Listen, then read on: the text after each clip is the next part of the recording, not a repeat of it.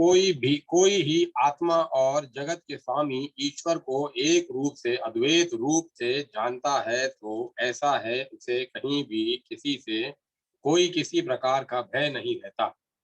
इस सूत्र में अद्वैत ज्ञान का स्वरूप बताया गया है और यह भी कि यह प्रत्येक को नहीं होता है।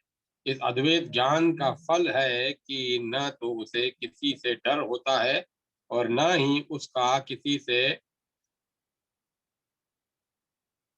तो उसे किसी से डर होता है और न ही उसका किसी को डर होता है, अर्थात तत्वज्ञानी से कोई डरता नहीं।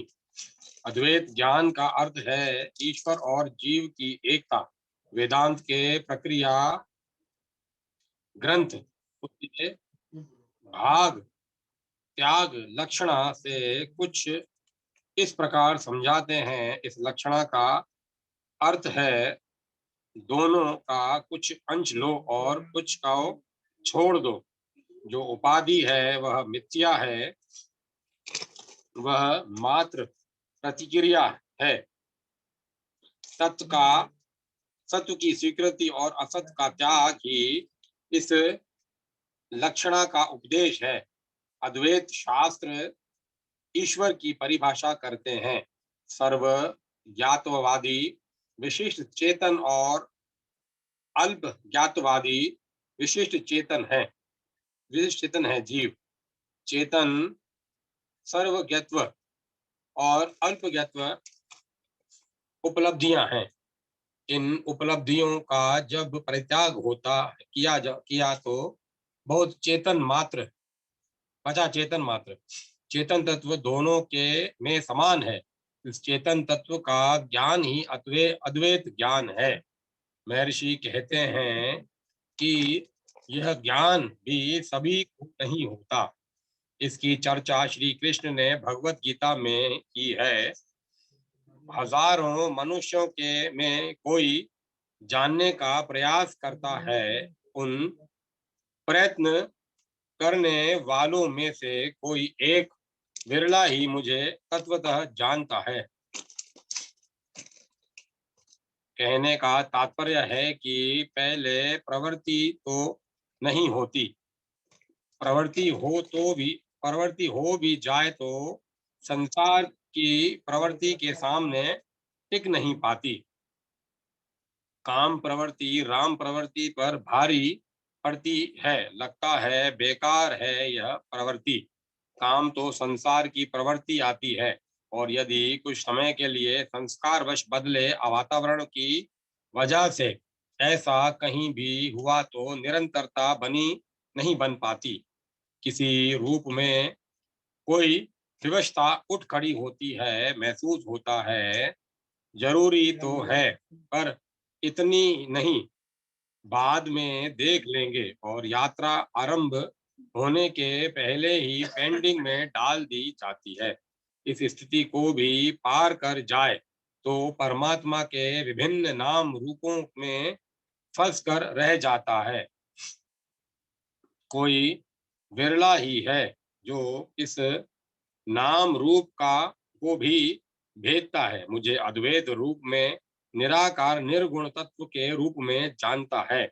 एक तरफ निर्भय होना हो महर्षि को समझ नहीं आता, इसीलिए वे कहते हैं यह निर्भयता दोनों तरफ की होनी चाहिए और असल में होता भी ऐसा ही है। निर्भयता दो तरफ से होती है। एक सूत्र है अहिंसा प्रतिष्ठायम निधो वैर त्यागम। जिससे अहिंसा की प्रतिष्ठा हो चुकी है उसकी सन्निधि में वैर का त्याग हो जाता है। तत्वज्ञानी से कोई भी भयभीत नहीं होता। यह दूसरे का न डरना कसौटी है इस बात की कि उसमें निर्भयता की प्रतिष्ठा हो चुकी है। वह किसी से डरता नहीं, तभी तो उससे कोई नहीं डरता। जिस जिसके पास होगा वही सब कुछ तो बांटेगा अपने आसपास। कुछ महत्वपूर्ण सूत्र है यह, ओम तत्सत। ओम। पांचवा प्रकरण। पिछले प्रकरण में ऐसे सूत्र हैं जो स्पष्ट बताते हैं कि तत्वज्ञानी का व्यवहार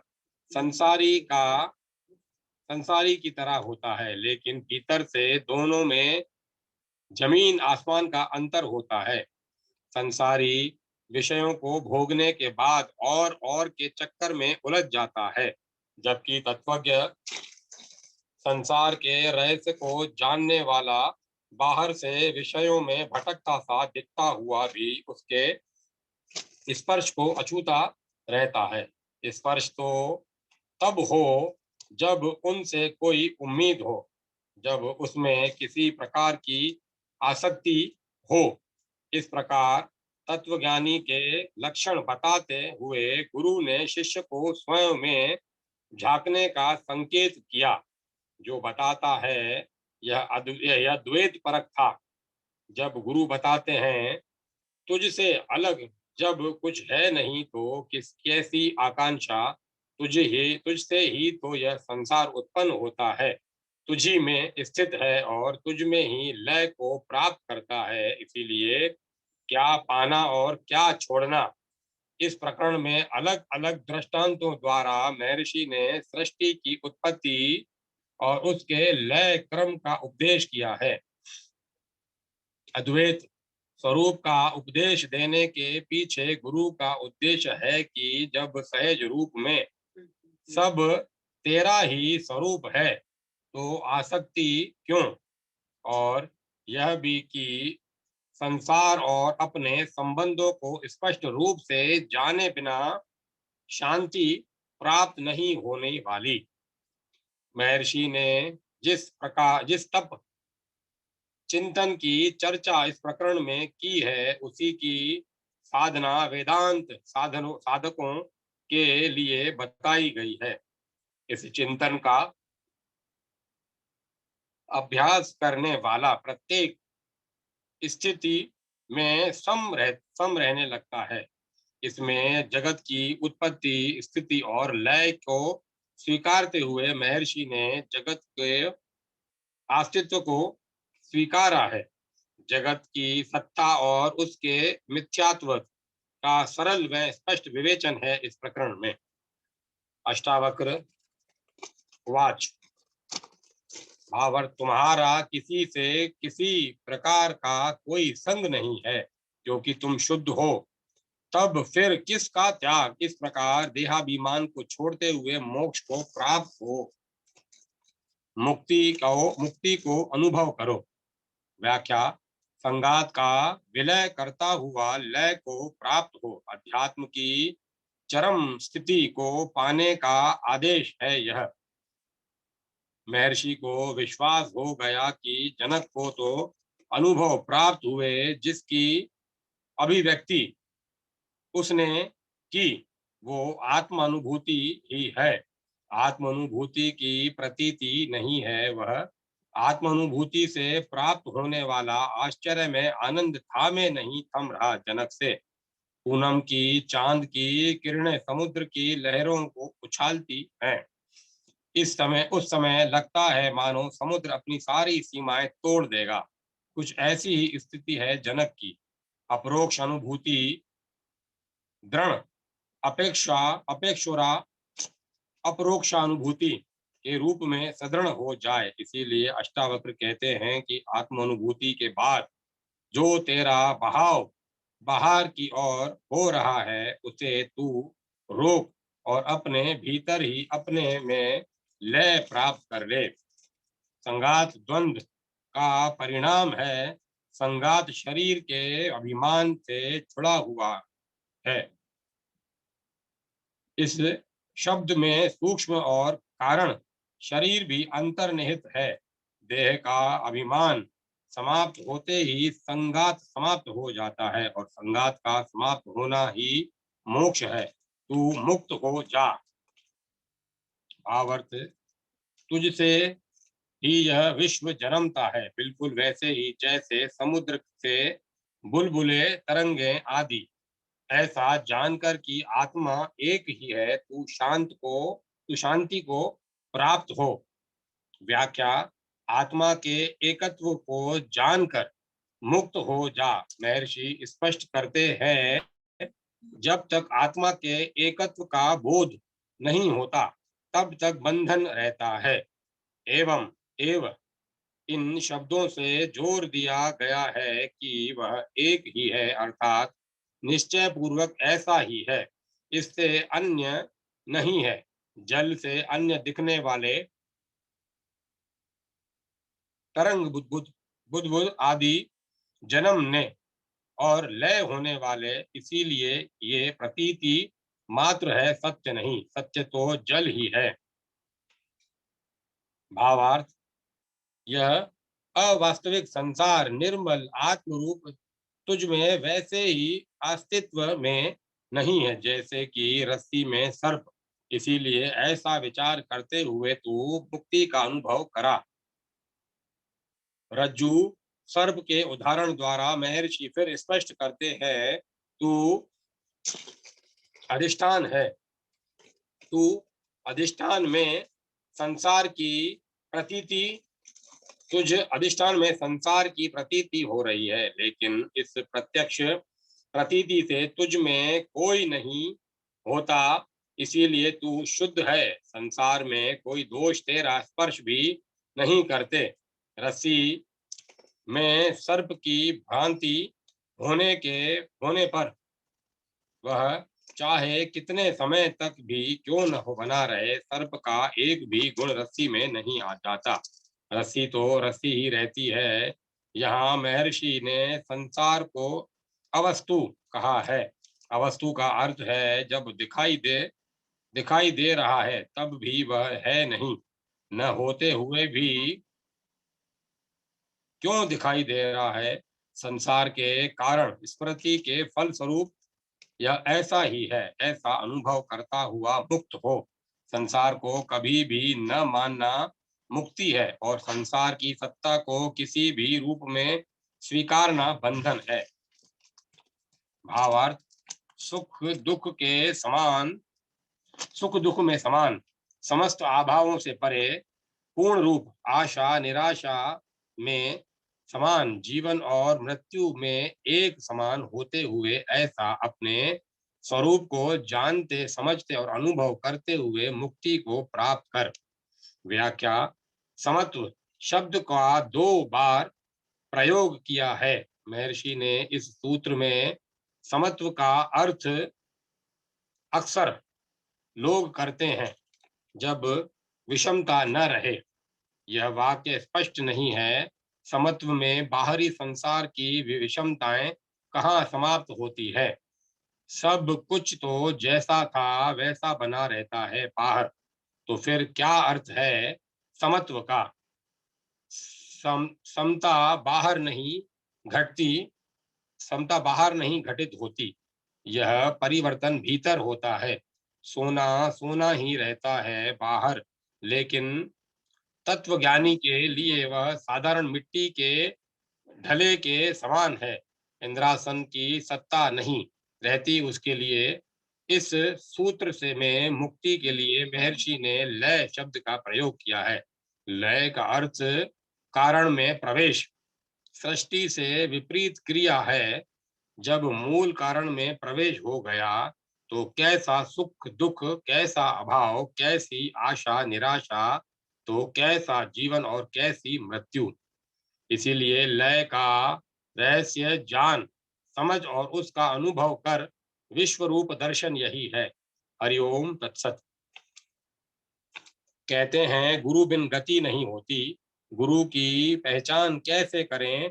क्या शिष्य पहचान सकता है सच्चे गुरु को।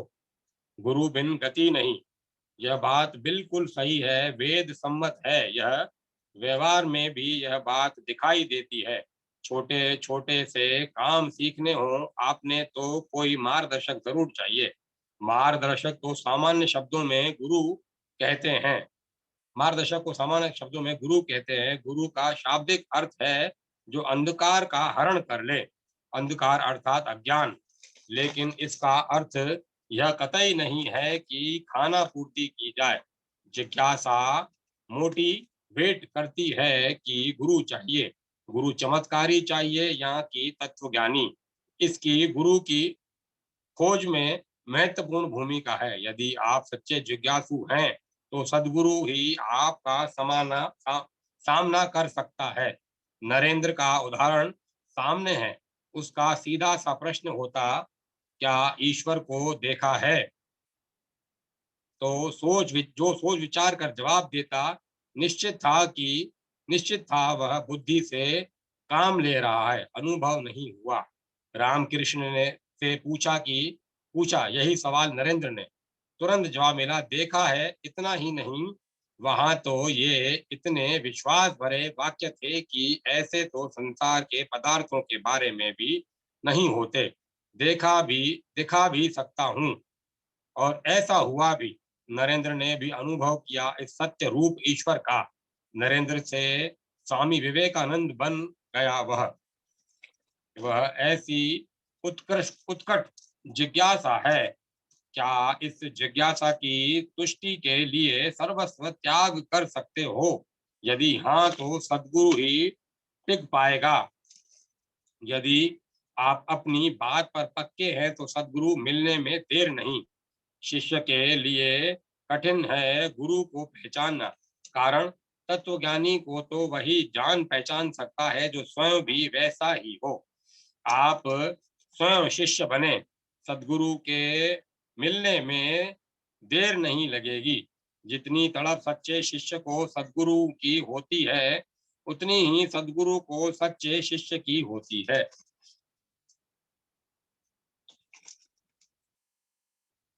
दोनों ही एक दूसरे को पाकर कृतार्थ हो जाते हैं। छठा प्रकरण। ओम। पहले संसार के अस्तित्व को स्वीकारते हुए उसके स्वरूप पर विचार किया। यह जैसा दिखता है वैसा है नहीं, बिल्कुल विपरीत है दिखने से। दिखता है नित्य एक सा, जबकि हर पल बदल रहा है। परिवर्तन के इस स्वरूप को दिखाने के बाद इस बात की संतुष्टि की कि इसकी पुष्टि जिससे होती है वह तेरे अलावा और कोई नहीं है। अब वे इस बात को भी नकारते हैं। स्वप्न में दृष्टा और दृश्य का कारण एक ही होता है। जब तक उस दृष्टा को सत्य मानते हैं, तब दृश्य के दृष्टा और भी सच्चे हैं। तब दृश्य के दृष्टा और भी सच्चे हैं। स्वप्न की सत्यता उस काल में दृष्टा और दृश्य को सच मानकर ही तो है।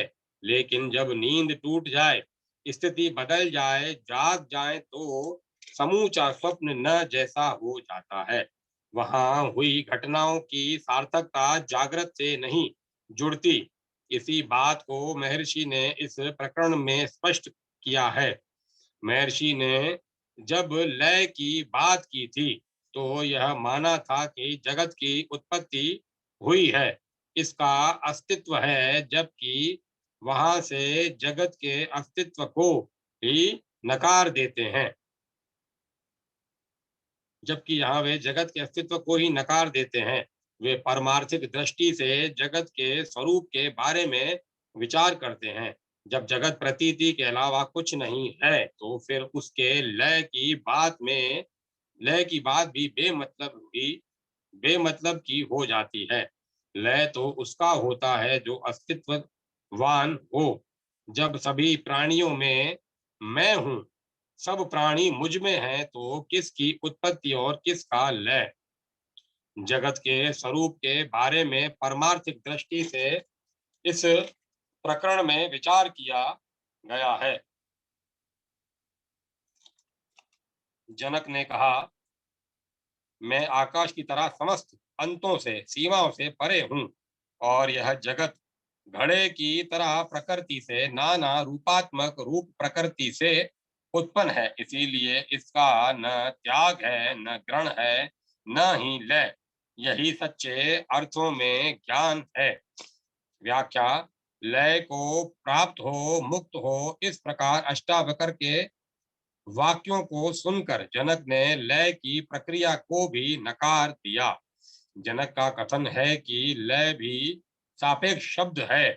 यह शब्द लयम अपने में उत्पत्ति इस शब्द को समेटे हुए है। लय की बात तभी की जा सकती है जब इस जगत की उत्पत्ति को माना जाए। रस्सी में सर्प कहाँ पैदा हुआ, प्रतीति और पैदा होने में अंतर है। विवर्त में न उत्पत्ति है न ही लय, और जब कुछ है ही नहीं तो ग्रहण और त्याग का क्या अर्थ। जनक ने स्वयं को आकाशवत कहकर अंततः व्यापक बताते हुए यह भी संकेत कर दिया कि उसमें संग से कोई दोष नहीं व्यापता। जगत प्रकृति का परिणाम है। इसका अर्थ सांख्य दर्शन की प्रकृति से न लेकर माया जन्य मानना ही युक्ति संगत है। प्रकृति से उत्पन्न मानने पर जगत सात्विक हो जाएगा, जबकि यह मात्र प्रतीति है। जनक यह अनुभव की बात कर रहे हैं, वह वेदांत ज्ञान की पराकाष्ठा है। इससे शास्त्रकारों ने अजातवाद कहा है। गौणपादाचार्य का ही यही मानना है। अजातवाद के प्रतीत रूप जगत को बिल्कुल नकार दिया गया है। एक तरह से इसे असत की कोटि में ले आए हैं। इस वाद के आचार्य ये शंकराचार्य की तरह सत्तात्रय की को नहीं मानते। वाद विवाद से में इस सिद्धांत का प्रतिपादन कठिन है, लेकिन यह पराकाष्ठा है ज्ञान की।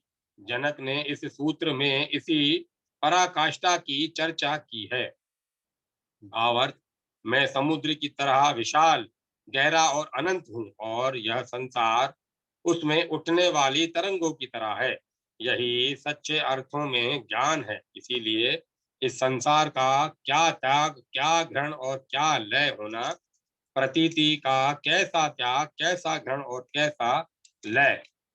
सागर क्या बुद्बुदों को ग्रहण करेगा? क्या यह हास्यास्पद कि सम, नहीं कि समुद्र कहे कि उसमें बुद्बुदों का त्याग कर दिया? बुद्बुदे उसी का तो स्वरूप है। संथा सागर किस प्रक्रिया द्वारा उन बनने वाले जल के विभिन्न रूपों को कहाँ लय करेगा? ऐसा ग्रहण, त्याग और लय दिखता है दूसरों को। सागर को इस प्रकार का विचार करने की बात अटपटी सी लगती है। सागर को लगता है कि जो इस तरह की बात कर रहा है वह नहीं समझता सागर और बुदबुदे के स्वरूप को। मैं सीप की तरह हूँ, और यह जगत उसमें भ्रम से दिखने वाली, प्रतीत होने वाली चांदी की मात्र कल्पना है। यही ज्ञान है। इसीलिए इसका प्रतीत मात्र जगत का कैसा ग्रहण, कैसा त्याग और कैसा लय। ऊपर दिए हुए दृष्टांत में सागर के जल में विकार का प्रश्न कोई उठा सकता है, अर्थात बुदबुदे जल का विकार रूप है। इसीलिए अब जनक ने दूसरा उदाहरण दिया। सीप में रजत दिखाई दे तो उसमें सीप में चांदी का कोई गुण दोष नहीं आता। दिखने मात्र से सीप चांदी सी मूल्यवान नहीं हो जाती। जो कल्पना मात्र से उत्पन्न हुआ है, उसके ग्रहण, त्याग और विलय का सवाल कैसा? जिसका जन्म सत्य नहीं, उसकी स्थिति सच कैसे हो सकती है? और इस प्रकार उसके विलय के सच होने का भी प्रश्न नहीं उठता। भावार्थ, मैं सर्वभूतों में हूँ और सब मुझ में स्थित है। यही निश्चित और सत्य है। यही ज्ञान है, अर्थात यथार्थ की जानकारी है। इसीलिए इसका न त्याग है, न ग्रहण है और न ही लय है। सब मुझ में है, सब मुझ में और सब में मैं, तो ग्रहण किसका, त्याग और लय किसका?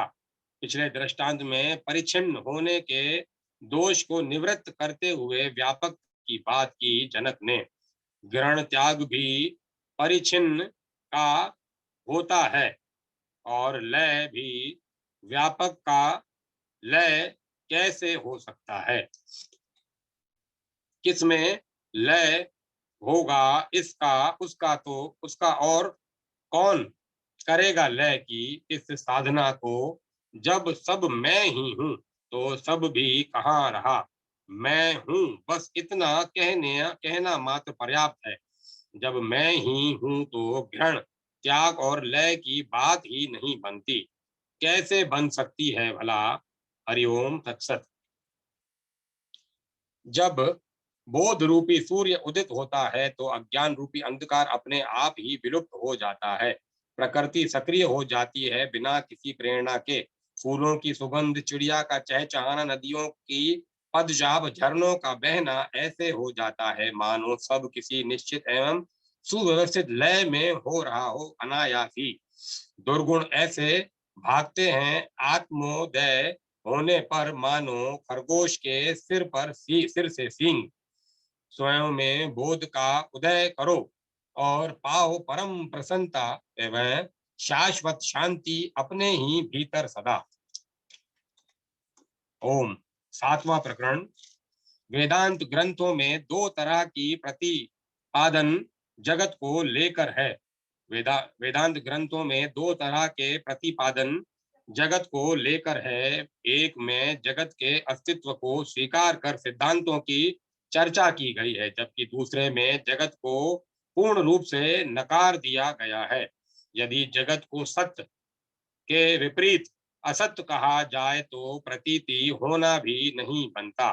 भ्रांति भी उसी की होती है जो हो, जिसका कहीं अस्तित्व हो। इसीलिए कुछ का मानना है कि वह जब है तो उसके अस्तित्व को स्वीकार कर लेना चाहिए। जगत का मिथ्या होना उनके गले नहीं उतरता।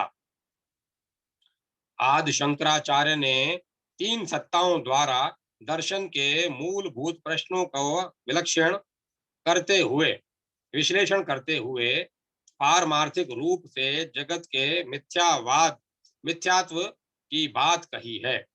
इस तरह जगत से संबंधित प्रश्नों के बारे में दो स्तरों पर विचार किया गया है। व्यवहारिक सत्ता में जगत के अस्तित्व को स्वीकार कर और पारमार्थिक दृष्टि से इस बात को स्वीकार करते हुए कि यह जगत है ही नहीं। पहले प्रकरण में महर्षि ने जब जगत के लय की बात कही थी तो जगत के अस्तित्व को स्वीकार कर ऐसा करने से कहा था। वह जगत के संदर्भ में व्यवहारिक दृष्टि से विचार किया जाना, जबकि बाद में जगत के लय को यह कहते हुए नकार दिया कि लय तो उसका होता है जिसकी उत्पत्ति हुई हो। जब जगत उत्पन्न ही नहीं हुआ था तो उसका लय कैसा? पारमार्थिक दृष्टि से इसीलिए जगत के लय की बात नहीं बनती। एक जिज्ञासु के लिए सिद्धांततः यह बात सही और रुचिकर लग सकती है, लेकिन क्योंकि वह अभी व्यवहारिक सत्य में रह रहा है, इसीलिए इस प्रकरण में समझाया गया है कि जीवन में आने वाले विक्षेपों से स्वयं को कैसे बचाया जाए। संसार से भागना असंभव है, इसीलिए महर्षि यहाँ फिर से लय चिंतन का उपदेश करते हैं। जनक बोले, मुझे अनंत संसार में यह संसार रूपी नौका अहंकार रूपी वायु के झोंकों से इधर उधर चक्कर काटती है, भटकती रहती है, लेकिन इससे मुझ सागर में किसी प्रकार का कोई अंतर नहीं पड़ता। मुझ अनंत सागर में यह संसार रूपी नौका अहंकार रूपी वायु के झोंकों से इधर उधर चक्कर काटती है, भटकती रहती है, लेकिन इससे मुझ सागर में किसी प्रकार का कोई अंतर नहीं पड़ता। मुझे उन विपरीत स्थितियों को सहन करने में किसी प्रकार की कोई परेशानी नहीं होती। इस बारे में मैं पूर्ण रूप से सहिष्णु हूँ। व्याख्या। स्वयं को जनक महासमुद्र कहते हैं। श्रीमद् भगवत गीता में भी भगवान ने आत्मा को समुद्र की उपमा दी है, जिसकी की छोटी बड़ी नदियों से कामनाएं समुद्र रूप आत्मा में प्रवेश पा लेती है, वही परम शांति को प्राप्त करता है, कामनाओं में घिरा कभी नहीं। इस समुद्र की दो विशेषताएं बताई हैं जनक ने। एक तो वह एक तो यह महान है और दूसरे अनंत हैं। महान का अर्थ है श्रेष्ठ, मुझसे बड़ा कोई नहीं है, मेरे सामने सब अपने हैं। कैसे? क्योंकि सब मुझसे ही तो प्रेरित होते हैं, सब मुझ में ही क्रियाशील हैं। और अनंत है, मेरा अंत नहीं, जिसका अंत नहीं उसका प्रारंभ कैसे? इस तरह आरंभ और अंत से परे हूं मैं, कारणों का कारण है यह। तो यह जगत एक नौका की भांति है, यह जगत रूपी नौका बनी है, इसी इसका निर्माण हुआ है, इसकी स्थिति है और समय आने पर यह स्पष्ट भी हो जाएगी। जनक कहते हैं यह नौका घूम रही है बिना किसी लक्ष्य के। इस नौका में भटकाव है, जिस ओर भी हवा चलती है यह उस ओर चल देती है, लेकिन इस नौका के भटकने से, चलने से मुझे कोई फर्क नहीं पड़ता। चले न चले, घिरे धीरे चले तेज चले, मुझे कोई फर्क नहीं पड़ता। मुझे इसकी हरकतों से किसी प्रकार का क्षोभ नहीं होता। इसका होना न होना मेरे लिए एक समान है। भावार्थ, मुझ अनंत सागर में ये संसार रूपी तरंगे सहज रूप से उठती हैं और फिर विलीन हो जाती हैं। इस क्रिया से न मुझ में वृद्धि होती है और न ही कुछ घटता है। व्याख्या। पहले कहा, अंतकरण में संस्कार रूपी वायु से संसार रूपी नौका यहाँ से वहां घूम रही है। अब कहते हैं स्वभावतः, स्वभाव से, सहज रूप से तरह तरह के नाम रूप प्रकट हो रहे हैं, प्रकट होते हैं फिर विलीन हो जाते हैं। उससे मुझ पर कोई असर नहीं होता। इस प्रक्रिया से न मुझ में कुछ जुड़ता है न ही घटता है। भावार्थ, मुझ महान सागर में यह जगत कल्पना मात्र है। मैं सभी शोभों से परे शांत हूँ, मेरा कोई आकार प्रकार नहीं, इसीलिए मैं इस जगत का आश्रय रूप हूँ, ऐसा होकर ही स्थित हूँ। व्याख्या। अंतःकरण की सृष्टि को संसार का प्रेरक बताया, फिर बताया कि जगत का स्वभाव है उत्पन्न होना, स्थिति और लय को प्राप्त होना। अब कहते हैं कि ऐसा सोचना जगत को सत्य मानना है। वास्तविकता तो यह है कि जगत कल्पना मात्र है, निर्विकार, शांत और शाश्वत। आत्मा से इस जगत की उत्पत्ति का प्रश्न ही नहीं होता। यहाँ चलते चलते एक सिद्धांत की बातें और करें। माया और जगत, कब, क्यों और कैसे जैसे प्रश्नों पर जब ऋषियों ने विचार किया तो माया को, जगत को और कर्म को, अर्थात इन तीनों को ही अनादि माना है। ब्रह्म भी अनादि और जगत भी। दोनों में अंतर सिर्फ इतना है कि ब्रह्म अनंत भी है जबकि जगत अनंत नहीं है, शांत शांत है। भारत में भारत के वर्तमान मनस्वी संतों में स्वामी राम तीर्थ जी महाराज ने इस प्रकार के प्रश्नों का समाधान न देते हुए प्रश्नकर्ता से ही प्रश्न पूछा है। स्वप्न काल के दृश्य के बारे में यह प्रश्न कि वह कब उत्पन्न हुआ, कब, किस दृष्टा से पूछ रहे हो? तुम किस दृष्टा से पूछ रहे हो? स्वप्नकालीन दृष्टा से या फिर जागे हुए से? स्वप्न काल का दृष्टा इस सवाल पर जवाब नहीं दे सकता, कारण स्वप्न का दृष्टा और दृश्य एक ही समय में उत्पन्न होते हैं और जागा हुआ स्वप्न काल के दृश्यों को झूठ मानता है। वह तो कहता है स्वप्न में तो तुमने स्वयं को मरे हुए देखा, उससे भयभीत न हो। स्वप्न काल के सच में और व्यवहार के सच में अंतर है। यही बात आध्यात्मिक चेतना के परम रहस्य का अनुभव करने वाला भी कहता है। वह कहता है व्यवहार के सच में और परमार्थिक सच में अंतर है। जैसा झूठ स्वप्न काल का दृष्टा था और दृश्य भी वैसा ही झूठा है। व्यवहारिक जगत का दृश्य और दृष्टा दोनों ही झूठे हैं। यहाँ आधुनिक उस मत की चर्चा करना भी तर्क संगत होगा जिसमें ईश्वर की परम चेतना को मनुष्य की कल्पना की सृष्टि बताया गया है। इसका अर्थ हुआ ईश्वर इसीलिए स्वीकृत नहीं क्योंकि वह मनुष्य के तर्क और कल्पना की सृष्टि है। व्याप्ति बनी जो मनुष्य के विचारों की कल्पना की सृष्टि है वह सच नहीं, तो फिर यह तर्क भी तो मानव मस्तिष्क की ही देन है। क्या क्यों न इसे भी अस्वीकार कर दिया जाए। वेदांत तो ईश्वर जगत सभी को कल्पना का परिणाम मानते हुए इस बात का भी प्रतिपादन करता है कि तुम स्वयं को जो भी मानते हो वो हो नहीं। जिस कसौटी पर तुम जगत को कल्पना सिद्ध करते हो उसी कसौटी पर अपने मैं को भी घिस कर देखो। देखो क्या निष्कर्ष निकलता है। इसी मायने में वेदांत का अद्वैत सिद्धांत अत्यंत प्राचीन होता हुआ भी अत्याधुनिक है। भावार्थ देवाभिमान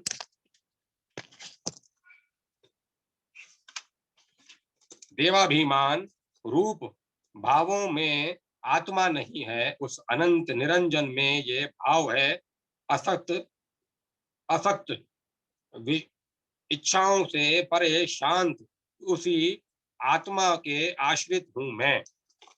संसार के अस्तित्व को मानकर ही शास्त्रों के में इस बात का प्रतिपादन किया गया है कि जगत आत्मा में और आत्मा जगत में है। लेकिन यह परमार्थिक सत्य नहीं है क्योंकि सब प्रकार के दोषों से परे आत्मा उत्पत्ति का कारण कैसे हो सकता है। साधन रूप जो अनंत है वह कारण रूप शांत उपाधियों वाला कैसे हो सकता है। भावार्थ आश्चर्य है मैं चिन्ह मात्र हूँ, चैतन्य रूप हूँ और यह जगत जादुई खेल की तरह है। इसीलिए इसमें कैसे उपयोगी या अनुपयोगी होने की कल्पना कल्पित में तो दोनों नहीं बनते, अर्थात दोनों ही निरर्थक हैं। व्याख्या जगत स्वप्न है। जगत ऐसे है जैसे समुद्र के जल में बनने बिगड़ने वाले बुदबुदे और लहरें आदि। यहाँ जनक को जगत इंद्रजाल सा लगता है। इंद्रजाल में सच को झूठ और झूठ को सच के रूप में देखा जा सकता है। इतना ही नहीं जादूगर असत को भी सत्य सा दिखा देता है जो है ही इंद्रजाल सा। उसके अच्छे और बुरे की बात करना बेवजह है। इस उसकी उपयोगिता या अनुपयोगिता का भी कोई प्रश्न नहीं उठता। अब मैं कथा को विराम देता हूँ। कल 8वां प्रकरण से शुरू करेंगे।